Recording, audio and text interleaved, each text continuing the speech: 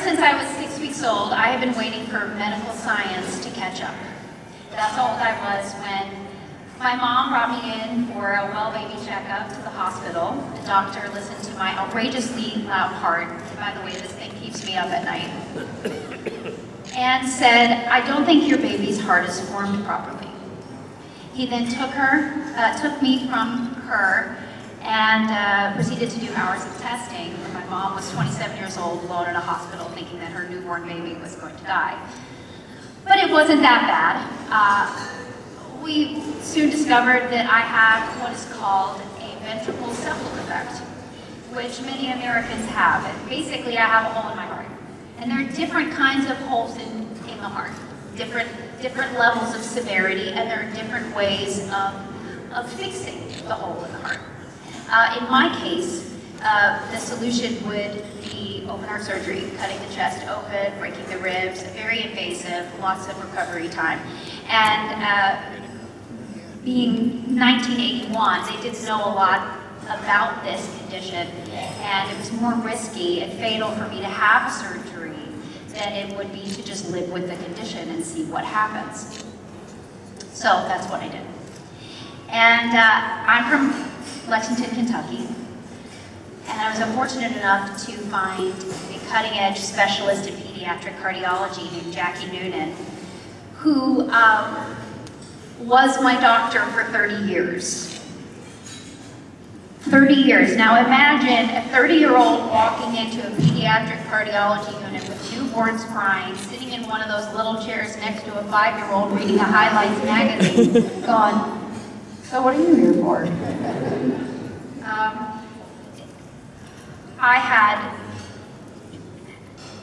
I had traveled a lot in my career and had gone to see other doctors, and whenever a doctor listened to my heart, they freaked out. And I've had at least 3 doctors tell me that I needed to have open heart surgery immediately. And I would always go back to Jackie, and she would look at the changes in my heart condition, and we would go, "Is this worth the risk of opening me up to do this surgery, or is it worth the risk of waiting?" So for me, I feel like I have been sort of in a race with technology, with science. You know, what do I do this now? Do I do this then? What's the severity? How long do I have? And my doctor encouraged me to kind of live a normal life. My parents encouraged me to live a normal life. I competed in track and cross-country meets. I had one scare when I was 15. I was running a race. It was a particularly hot day, and I was actually making my fastest time ever, running through my life, and I started to feel faint and dizzy, but I kept going because that's my personality. And I passed out on the finish line and was rushed to the hospital. And it was that moment when I realized, well, I might have to have some limitations. But I made the decision to, you know, continue to run and just be aware of my condition. And I went on to actually be the fourth in the state of Kentucky in the 4x400.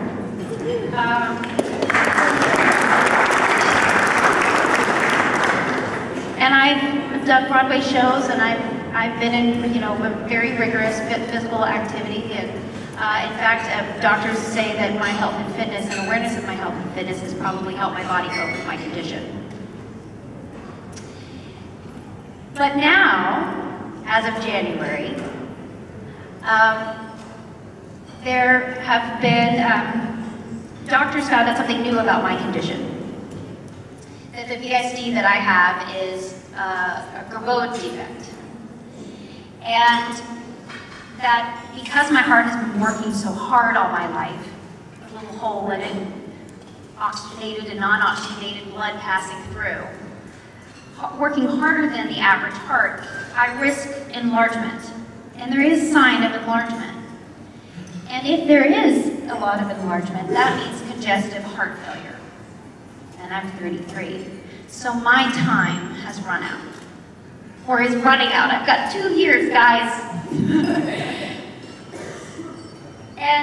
and I know that we have made great strides in medical research and science, and I have been helped by these things, and there are now procedures that are much less invasive that I can do, and I'm kind of trying to figure out right now whether I can do up through my leg, here. I actually spoke with a scientist today that said, well, you know, if we could get it approved, we might be able to inject some stem cells right into your heart.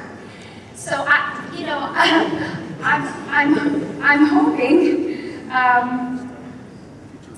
I am hoping that we can get this research funding and that we can continue to cultivate these ideas that scientists have and bring them into fruition. And this isn't just about me and my case. In regards to heart health, you know, there are so many others that could benefit from better detection and monitoring, treatment, and repair. So I urge Congress to help us get there as quickly as possible and to invest in NIH research.